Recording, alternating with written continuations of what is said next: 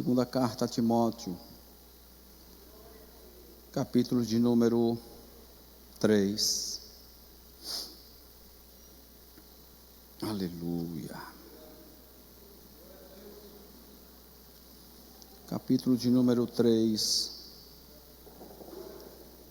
versículo de número 14. E o versículo de número, até o versículo de número 17.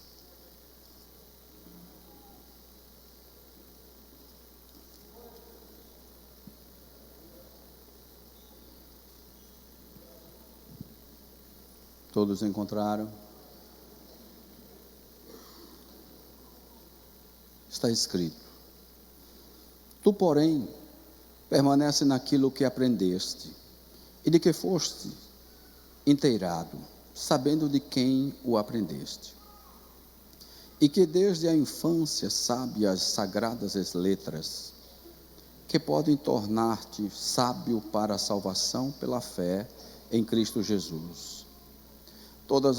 Toda a Escritura é inspirada por Deus e útil para o ensinar, para a repreensão, para a correção, para a educação na justiça, a fim de que o homem de Deus seja perfeito e perfeitamente habilitado para toda boa obra. Amém? Pode sentar, por favor.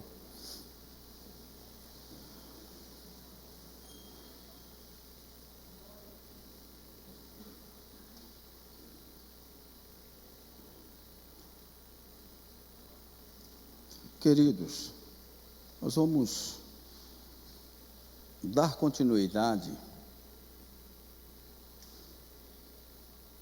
a uma mensagem que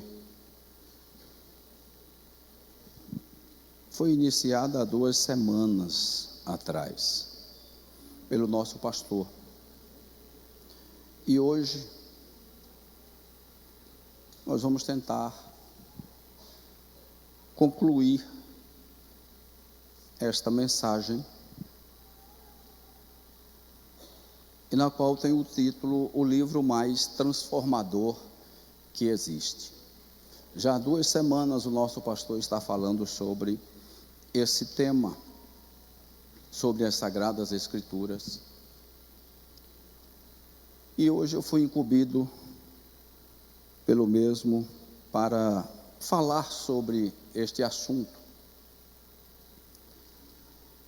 Claro, me deixou à vontade para falar em outro, se desejasse, mas eu preferi dar continuidade, lógico, e não na mesma linha de raciocínio que ele tem, mas naquilo que Deus colocou também no meu coração para passar para vocês nessa noite. Eu quero louvar a Deus pela vida do nosso pastor presidente. Ele não gosta de ser chamado de pastor presidente, mas a gente insiste porque é o nosso presidente. E às vezes chamamos de pastor sênior, né?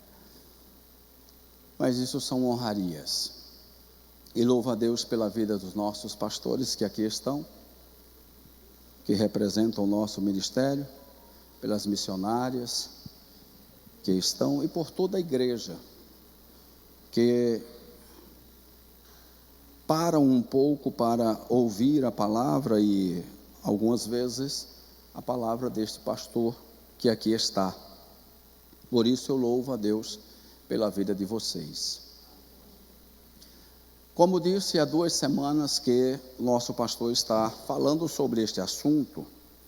E é lógico, nós não vamos esgotá-lo de forma alguma, tá? Mas apenas tentar dar continuidade no raciocínio, naquilo que Deus colocou ao nosso coração. Semana passada, o pastor falou desse mesmo texto e falou sobre 2 tópicos. Não sei se vocês estão lembrados, se alguém trouxe o seu esboço da semana passada, Em alguns grupos, com certeza já está esse esboço. Mas o pastor falou sobre o ponto 1 e o ponto 2, e o ponto 1 sobre a divina inspiração e expiração, ou expirado.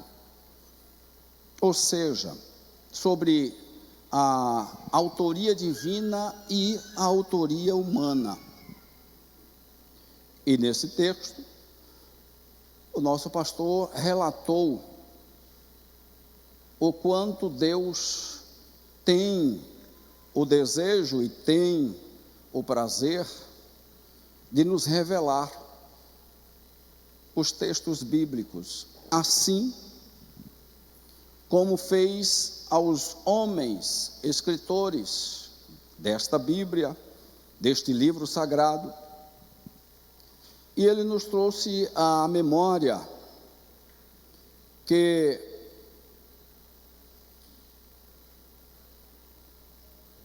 o termo inspiração e a palavra expiração tem dois sentidos. O sentido de expiração, na palavra grega, que é theopneustos, que significa soprado ou expirada por Deus. E isto foi esmiuçado para nós. Eu não estava aqui presente terça-feira passada, mas eu assisti este culto, até para falar um pouco sobre e o pensamento também, o raciocínio do nosso pastor. E sobre isto, esta expiração de Deus, e Deus soprou sobre os homens para que eles pudessem escrever a Bíblia. E a Bíblia Sagrada foi escrita tanto com a autoria divina como a autoria humana, na inspiração de Deus para o homem. Deus soprou ao coração do homem, em tempos diferentes, em séculos diferentes, em momentos diferentes, em circunstâncias diferentes, Deus soprou, e tudo o que Deus soprou ao coração, Deus deu o entendimento para eles, e em hipótese alguma, estes homens erraram no que escreveram, porque tudo foi inspirado e expirado por Deus para eles. No segundo ponto, nosso pastor comentou sobre a perfeita harmonia e unidade, ou seja, ela releva unidade na adversidade. A Bíblia é tão harmoniosa e sincronizada em suas afirmações, que as aparentes contradições não descolam ou deslocam a sua inspiração. As aparentes contradições desaparecem quando você compreende o texto que está sendo comunicado ao seu coração. E mais, relatou para nós, o que é extraordinário nisso é que a existência da Bíblia até os nossos dias é um fenômeno. E eu achei isso muito interessante, porque ele citou algo bem, eu vou dizer que inusitado, e citou um exemplo do imperador Diocleciano. O imperador Diocleciano, ele determinou a destruição de todos os livros no seu império, para que nenhum cristão pudesse ler, para que nenhum cristão pudesse ter em sua memória. Mas sabe o que eu acho interessante? E isto também foi falado aqui, é que nem assim conseguiram extinguir a palavra de Deus, as sagradas escrituras, da mente e do coração do homem. Ela permanece até hoje em nossos corações. Ou seja, esta palavra não cairá por terra. Seguindo o tópico 3, e aí ele não comentou, não teve tempo para comentar, e a partir daqui eu quero expor o meu pensamento, trazendo a vocês esse tópico tão importante. Jesus aprovou as Escrituras. Jesus aprovou as Escrituras. Inúmeras pessoas sabem quem é Jesus, creem que Ele faz milagres. O pastor acabou de dizer que Deus faz milagres, Jesus faz milagres. Ele não continua, Ele faz.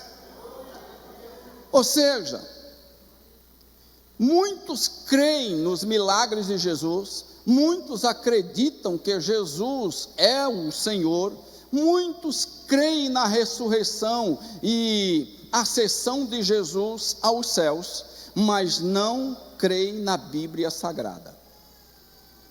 Muitos creem em Jesus, e muitos até fazem o sinal da cruz, mas não creem na Bíblia Sagrada. Muitas pessoas entendem que Jesus nasceu, que Jesus morreu, que Jesus foi o Messias, mas quando você vai falar para ela da Bíblia Sagrada e lançar a palavra, o verbo a eles através da palavra, eles não querem ouvir, eles não dão crédito, eles não querem entender que a Bíblia é a palavra de Deus. João capítulo 1, versículo 1, é muito conhecido entre nós. No princípio era o verbo, e o verbo estava com Deus, e o verbo era Deus. Ele estava no princípio com Deus. Jesus é a própria palavra. E quando se faz carne, habitou entre nós, ou entre os homens, fez questão de ler a palavra. Quando Jesus habita entre nós, há mais de 2000 anos atrás, Jesus faz questão, mesmo ele sendo a palavra, ele faz questão de ler a palavra. E está escrito, Lucas capítulo de número 16, capítulo de número 4, versículo de número 16, ao versículo 21, diz assim: e chegando a Nazaré, onde fora criado, entrou num dia de sábado, segundo o seu costume, na sinagoga, e levantou-se para ler. E foi-lhe dado o livro do profeta Isaías, e quando abriu o livro, achou o lugar em que estava escrito: o Espírito do Senhor está sobre mim, pois que me ungiu para evangelizar os pobres, enviou-me a curar os contritos de coração, a proclamar liberdade aos cativos, e restauração da vista aos cegos, a pôr em liberdade os oprimidos, a anunciar o ano aceitável do Senhor. E cerrado o livro, o tornando a dar ao ministro, assentou-se, e os olhos de todos na sinagoga estavam fitos nele. Eu vou até o versículo 21. Então começou a dizer-lhes: hoje se cumpriu esta escritura em vossos ouvidos. O próprio verbo, a própria palavra, fez necessário ler a palavra para aqueles que estavam assentados.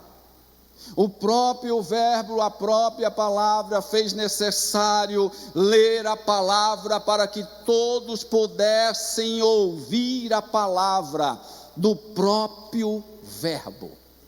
Olha que coisa linda.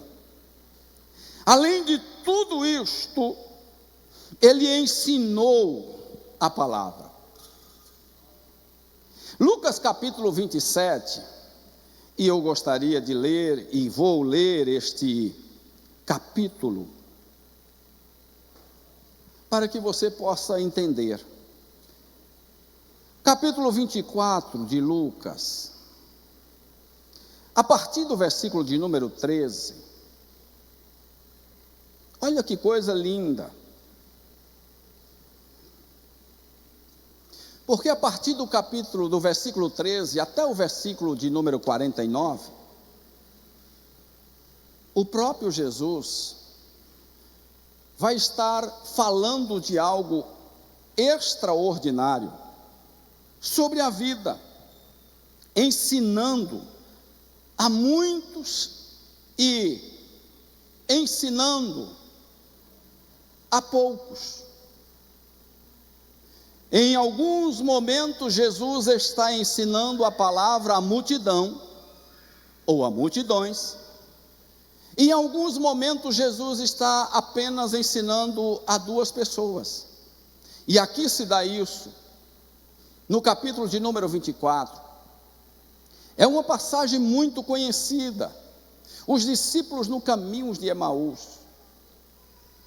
Mas escute, preste atenção na narrativa do texto.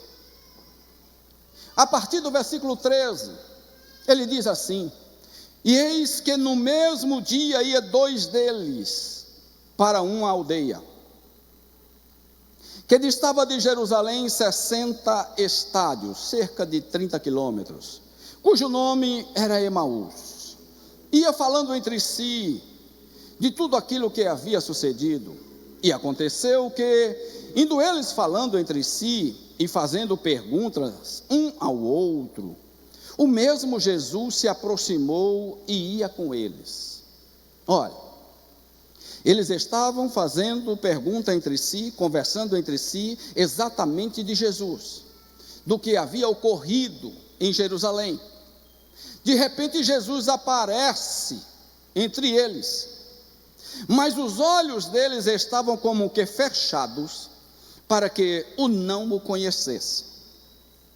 E ele lhe disse: que palavras são essas que caminhando tocai entre vós, e por que estáis tristes?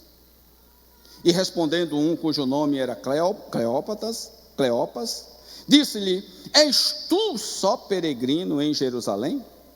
E não sabe as coisas que nela têm sucedido nestes dias?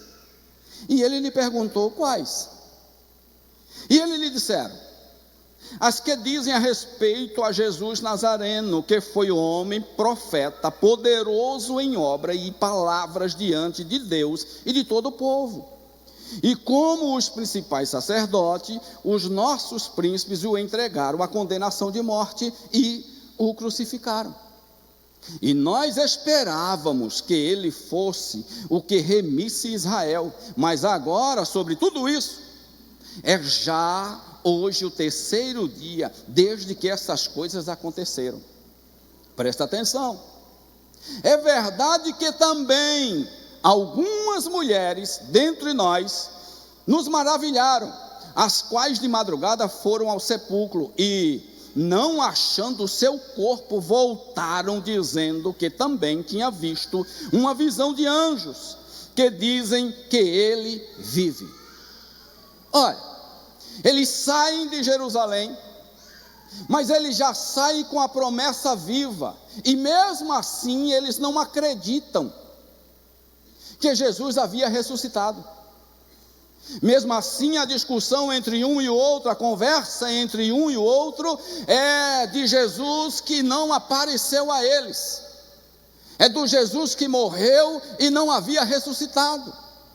E quando Jesus entra no diálogo com eles, eles dizem a Jesus as mesmas palavras. Mas eles também dizem que as Marias estiveram no sepulcro e elas não acharam o corpo de Jesus. E não achando o corpo de Jesus, tiveram uma visão de anjos. E os anjos disseram a ela: ele não está mais aqui, ele ressuscitou.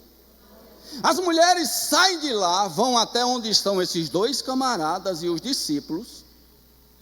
Os 2 estão juntos com os discípulos e dizem a ele tudo o que aconteceu, e eles não acreditam. Observe o texto. E alguns dos que estavam conosco foram ao sepulcro e acharam ser assim como as mulheres haviam dito, porém a ele não o viram. Ou seja, acabou, desacreditou. As mulheres falaram, os homens foram lá, viram que Jesus não estava mais no sepulcro e isso morreu, o assunto acabou, não está mais lá. Vocês estão entendendo? Estão compreendendo? O que eu quero dizer com isso? É que muitas das vezes no meio da igreja nós estamos da mesma forma, do mesmo jeito, falamos de Jesus, falamos dos milagres de Jesus, daquilo que Jesus faz, e a gente crê porque vê o paralítico andar, a gente crê porque vê o cego ver, a gente crê porque vê ou ouve testemunho, como hoje foi dado o testemunho, aí a gente aplaude, a gente crê, a gente acredita, mas a gente tem a dificuldade de acreditar que Jesus está no meio de nós todos os dias, porque Ele não se fez presente como carne entre nós, e a gente tem a dificuldade de acreditar, e muitas das vezes achamos que Ele está tão longe, e Ele está tão perto. Vamos ao texto. E Ele lhes disse, ó nécios, e tardos de coração, para crer tudo o que os profetas disseram. Jesus aqui ele não dá uma pancadinha de leve não, ele chama de estúpido. Vocês são estúpidos, é isso que Jesus está chamando aqui, no dicionário português é isso, tá? Jesus está dizendo a eles que eles não acreditam, não têm conhecimento. Jesus está dizendo, eu estive com vocês o tempo inteiro e vocês não acreditaram. Eu disse a vocês que ia padecer, ia morrer, ia ressuscitar, mas mesmo assim vocês não deram crédito. Vocês não acreditaram. Mas olha o versículo 26. Porventura não convinha que o Cristo padecesse estas coisas e entrasse na sua glória? E começando por Moisés e por todos os profetas, explicava-lhes o que dele se achava em todas as escrituras. Jesus aqui vai dar uma aula a eles, vai fazer um seminário, tá? São 30 quilômetros de caminhada, são basicamente de 3 a 4 horas de caminhada, caminhando, explicando, Jesus falando com eles. Então é um seminário que Jesus faz com eles, para que eles entendam e compreendam, porque são eles mesmos que vão correr para os discípulos e dar as boas novas.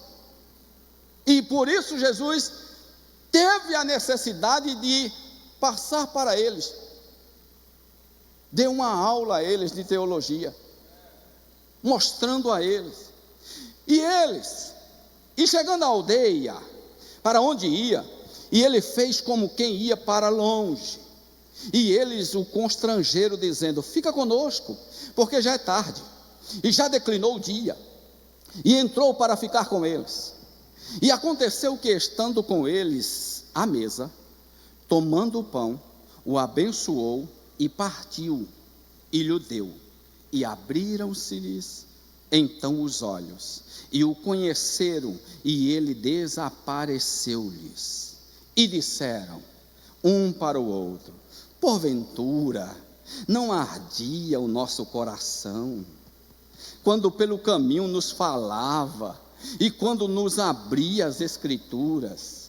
Olha o que eles estão dizendo: porventura o nosso coração não ardia, sendo ele o verbo, a palavra viva, e o meu coração ardia, o teu coração ardia, e ele, o verbo, falando conosco, depois da ressurreição, e nós vendo o verbo face a face, conversando com o verbo, nós fomos privilegiados, o verbo nos deu uma aula, a palavra entrou em nosso coração, por isso ardia demais em nós, e nós não abrimos os olhos para o ver, para entender que era Ele.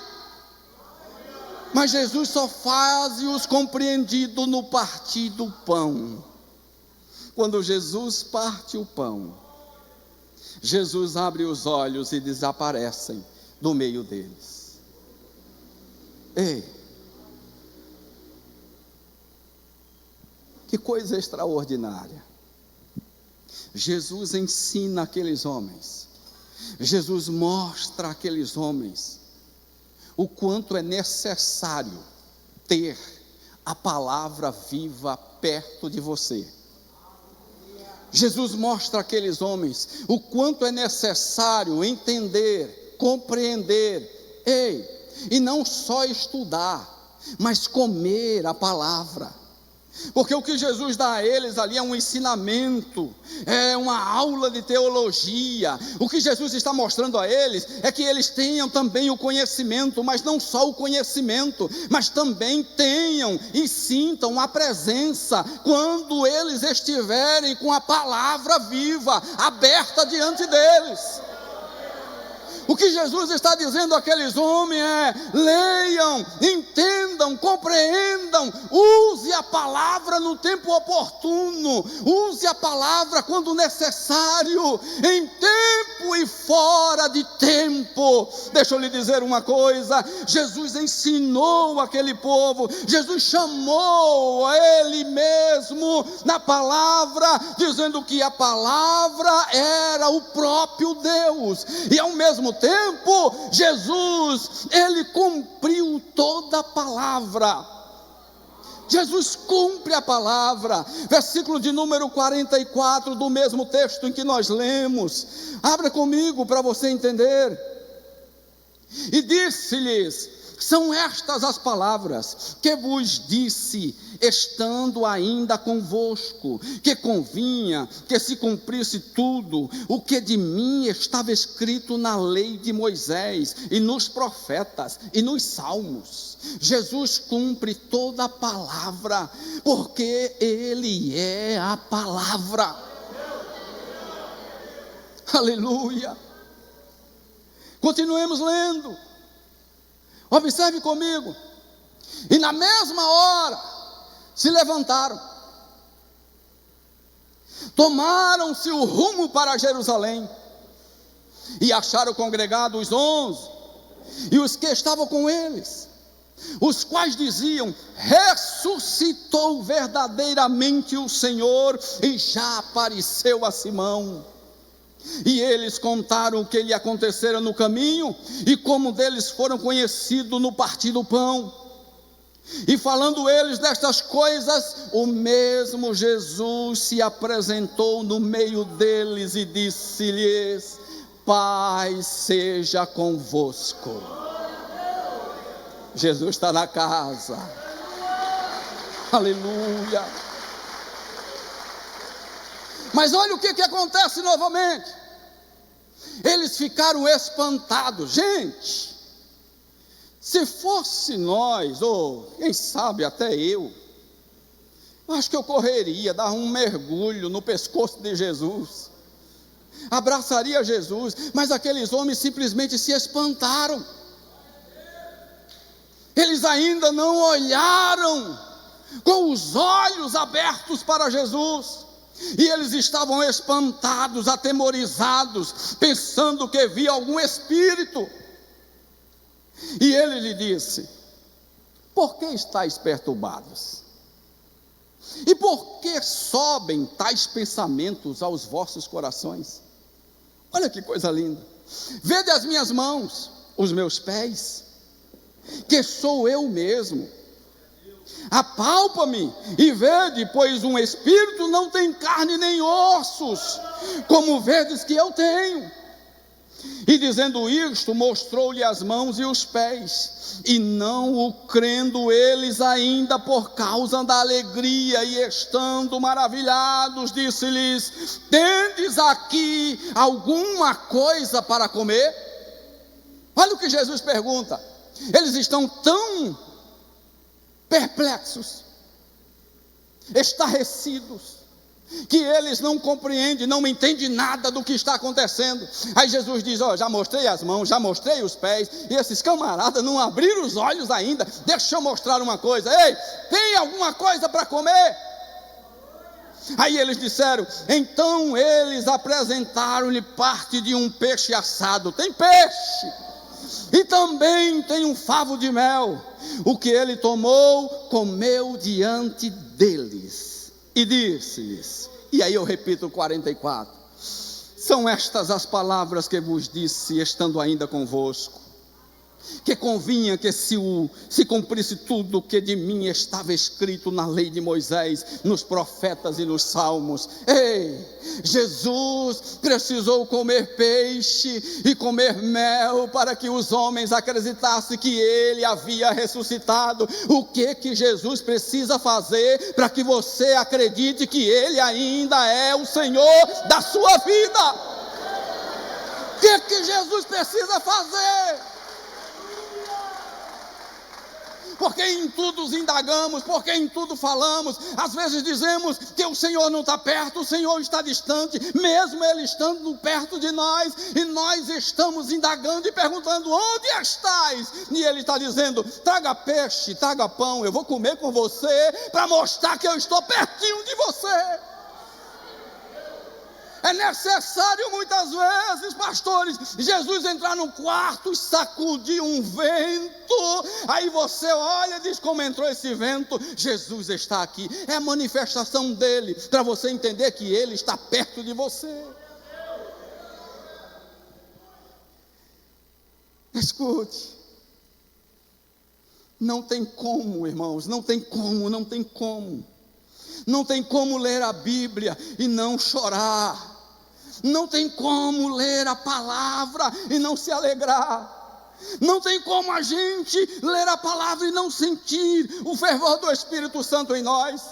Não tem como a gente ler a palavra e não se arrepiar como os muitos a fazem. Não tem como ler a palavra e não sentir a presença dele, o coração arder. Não tem como ler a palavra e não ouvir a voz dele falando conosco.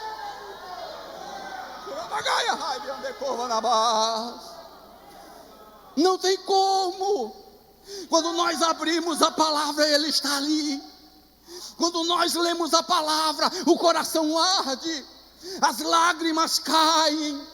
Quando nós lemos a palavra e colocamos ela em prática, o Espírito vai movendo e retirando tudo dentro de nós que não agrada a ele.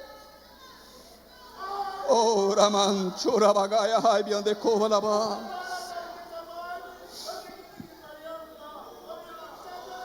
Ora magaia raibi ande canabaia sob ande cova na baixera na barra. Quarto ponto, o testemunho do Espírito Santo no coração. O testemunho do Espírito Santo no coração. Este livro mais transformador, ou o livro que transforma, este livro é o livro mais transformador que existe em todos os tempos. E ele traz para nós o testemunho do Espírito Santo em nosso coração. Em cada pessoa que aceita Jesus como Salvador, o Espírito Santo põe em sua alma a certeza quanto à autoridade da Bíblia.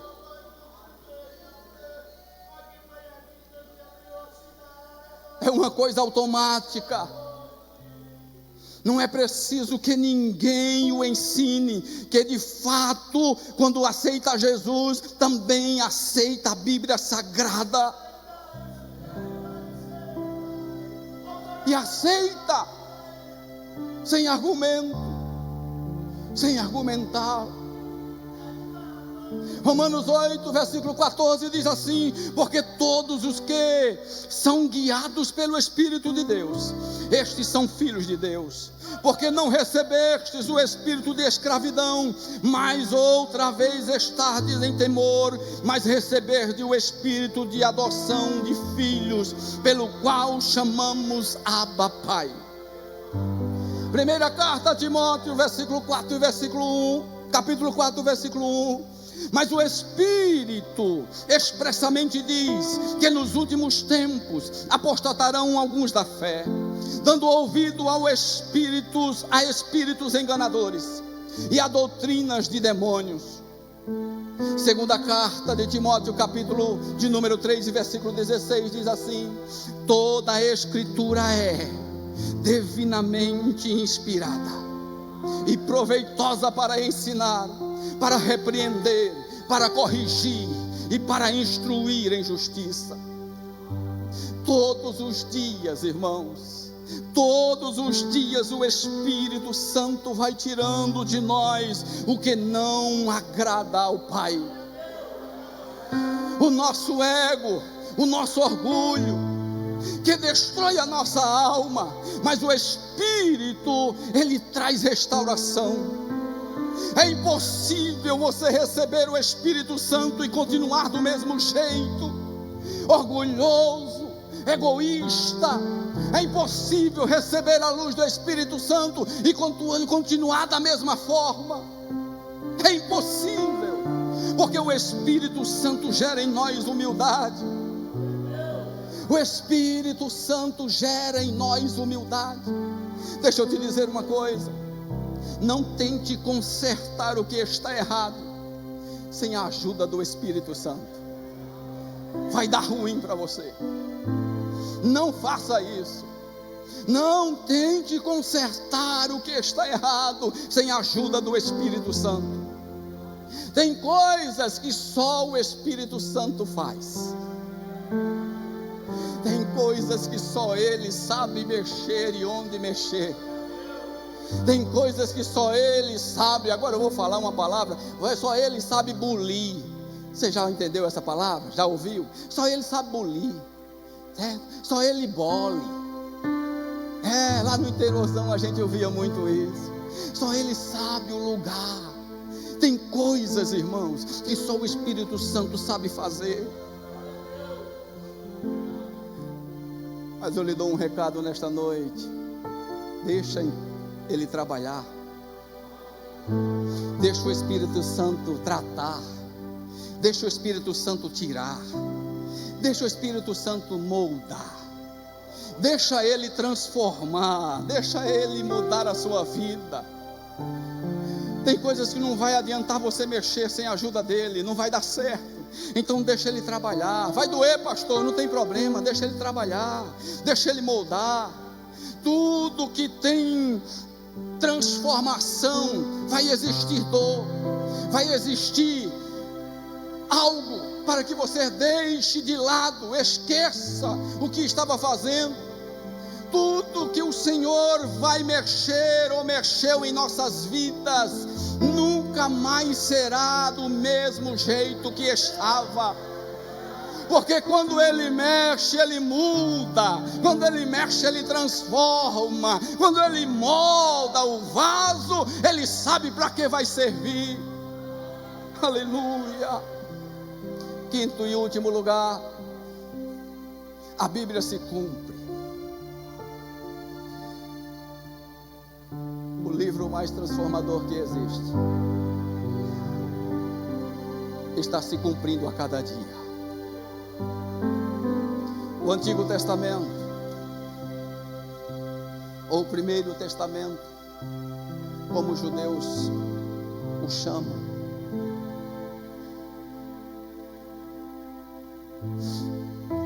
Mateus capítulo 11, versículo 13: porque todos os profetas e a lei profetizaram até João. Aqui encerrou os profetas, aqui se cumpriu. Mas veja os exemplos adiante. o quanto Deus é especialista, o quanto Deus é amoroso para com os homens. Não é porque a gente merece, não. É porque o seu amor olhou para nós de uma forma tão extraordinária.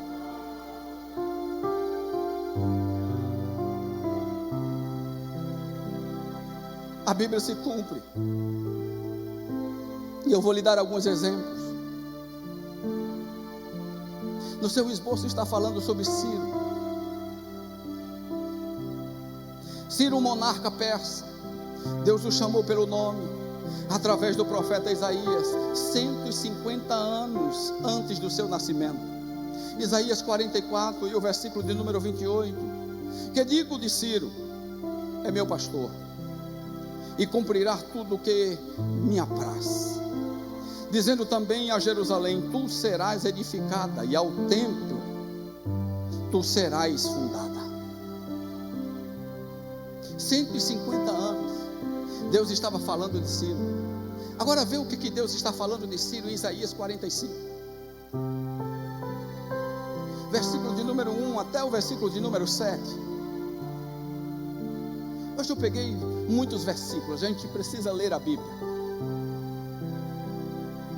Assim diz o Senhor ao seu ungido a Ciro, a quem tomo pela mão direita para abater as nações diante de tua face, e de cingir os lombos dos reis, para abrir diante deles as portas, e as portas não se fecharão. E eu irei diante de ti e endireitarei os caminhos tortuosos. Quebrarei as portas de bronze e despedaçarei os ferrolhos de ferro. Dar-te-ei os tesouros escondidos e as riquezas encobertas, para que saibas que eu sou o Senhor, o Deus de Israel, que te chama pelo teu nome. Por amor do meu servo Jacó e de Israel, o meu eleito, eu te chamei pelo teu nome. Pus o teu sobrenome, ainda que não me conheceste. Eu sou o Senhor e não há outro. Não há outro fora de mim, não há Deus. Eu te cingirei, ainda que tu não me conheças. Porque se saiba desde o nascente do sol e desde o poente, que fora de mim não há outro. Eu sou o Senhor e não há outro. Eu formo a luz e crio as trevas. Eu faço a paz e crio o mal. Eu, o Senhor, faço todas estas coisas. Olha que coisa linda.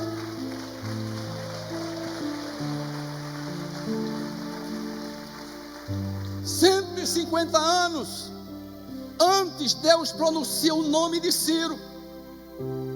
150 anos antes do seu nascimento, quando Ciro nasce, quando aquele menino nasce, a mãe coloca o nome de Ciro. Olha que coisa linda. Uma profecia há 150 anos antes. 150 anos depois se cumpre a profecia. Ciro está de pé. E Ciro é usado por Deus para salvar a muitos e nações. A Bíblia fala de Josias, rei de Judá. Também foi chamado pelo nome por 300 anos antes do seu nascimento. 1 Reis, capítulo de número 3, versículo 2. E ele declarou contra o altar por ordem do Senhor e disse: altar, altar, assim diz o Senhor, eis que um filho nascerá à casa de Davi, cujo nome será Josias, o qual santificará sobre ti os sacerdotes dos altos, que sobre ti queimam incenso, e os ossos de homens se queimarão sobre ti. 300 anos, irmãos, antes do nascimento de Josias, a palavra do Senhor se cumpre. A palavra do Senhor está se cumprindo até hoje. A palavra do Senhor se cumprirá eternamente. Veja comigo, os últimos 4 impérios mundiais Babilônia, Pérsia, Grécia e Roma são admiravelmente descritos muitos anos antes que surgirem no horizonte do cenário mundial. Capítulo 2 e o versículo 7 de Daniel: a cabeça daquela estátua era de ouro fino. Daniel, no capítulo 2 e versículo 7, está conversando com o rei e está dizendo ao rei: me dá um tempo para que eu possa entrar no meu quarto e conversar com o meu pai, para que ele possa revelar o teu sonho. Isto era um sonho. E o rei deu o tempo necessário a Daniel. Ele ora ao Senhor e ele entrega ao Senhor. No capítulo 2, versículo 32, ele diz: o rei, o sonho foi assim: a cabeça daquela estátua era de ouro fino, o seu peito e os seus braços de prata, o seu ventre e as suas coxas de cobre, e as pernas de ferro, e os seus pés eram em parte ferro e em parte barro. Daniel está mostrando ao rei os 4 impérios que havia de existir. Esses impérios ainda não existiam. Muitos e muitos anos depois, esses impérios começam a existir, mas a profecia foi dada e Deus fez cumprir com a sua palavra. O cumprimento contínuo das profecias da Bíblia é uma prova de sua origem divina. O que Deus disse sucederá. Jeremias, capítulo 1, versículo 12. E disse-me o Senhor: viste bem, porque eu velo sobre a minha palavra para cumpri-la. Deus estava dizendo a Jeremias: Jeremias, eu quero te usar na pregação. Eu quero te usar para que você proclame a minha palavra. E Deus faz uma pergunta a Jeremias: o que é que você está vendo, Jeremias? E Jeremias disse: eu estou vendo uma vara, Senhor.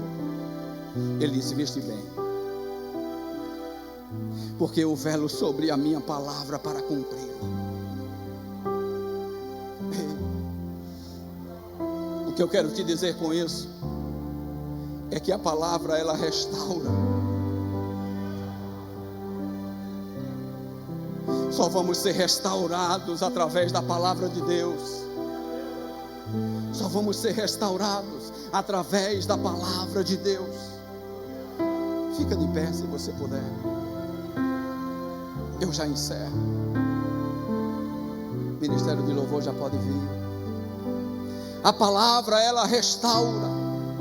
Nós só vamos ser restaurados através da palavra de Deus. Seja guiado pela palavra. Deus não te chamou para ser guiado por outra coisa a não ser pela palavra. Tome uma decisão nesta noite. Tome uma decisão nesta noite. Escuta isso. Tome uma decisão nesta noite. Retorne ao livro da lei. Retorne ao livro da lei. Retorne à palavra sagrada. Retorne à palavra profética. Retorne à palavra viva. Retorne à palavra revelada. Retorne à palavra do verbo, porque somente Ele tem a palavra de vida eterna. Nós precisamos retornar à palavra.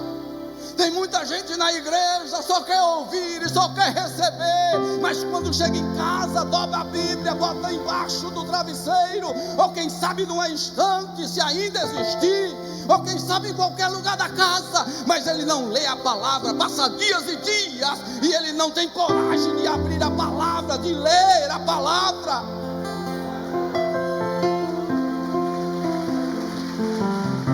A palavra restaura.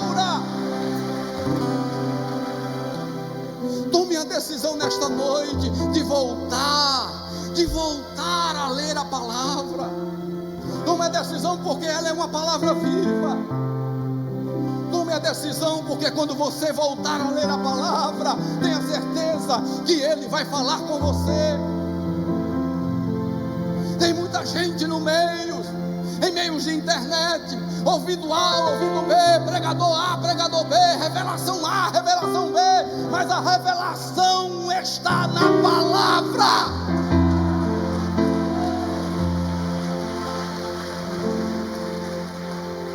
A profecia está na palavra.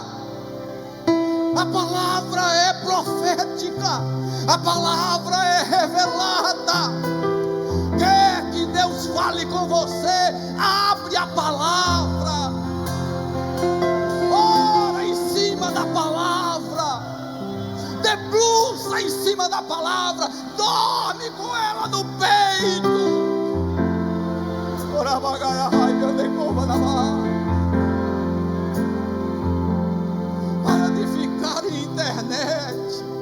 Para de ficar ouvindo mensageiros da internet.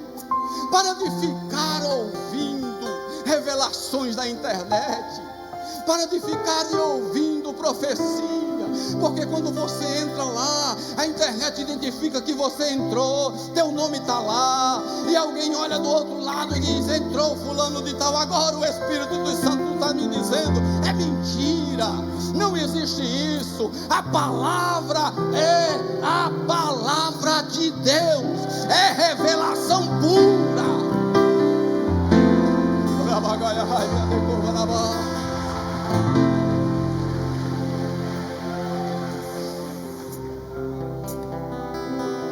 Deixa eu terminar. Retornar à palavra, irmãos, significa preservar a salvação. Retornar à palavra significa preservar a salvação. Nesses muitos dias, ou nesses últimos dias, nós estamos chorando por muitas coisas, por acontecimentos. Nós estamos chorando por tragédias. Nesses últimos dias, nós estamos chorando por diversos fatores global que está acontecendo, guerras. Nós estamos chorando por catástrofes, por acidentes, pessoas estão morrendo. Mas deixa eu te dizer uma coisa: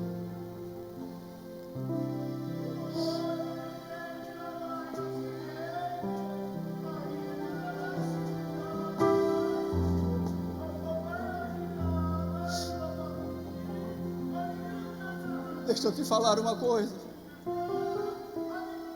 Qual foi o último dia que você chorou lendo a palavra?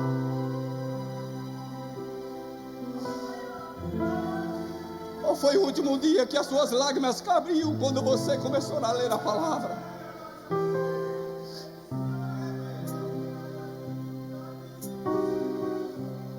Que o Espírito Santo de Deus renove em nós o apetite da palavra. Porque sem a palavra, irmãos, nós somos o povo mais frustrado desta terra. Sem a palavra, nós somos os povos ou o povo mais frustrado desta terra. Mas aqui existe a palavra.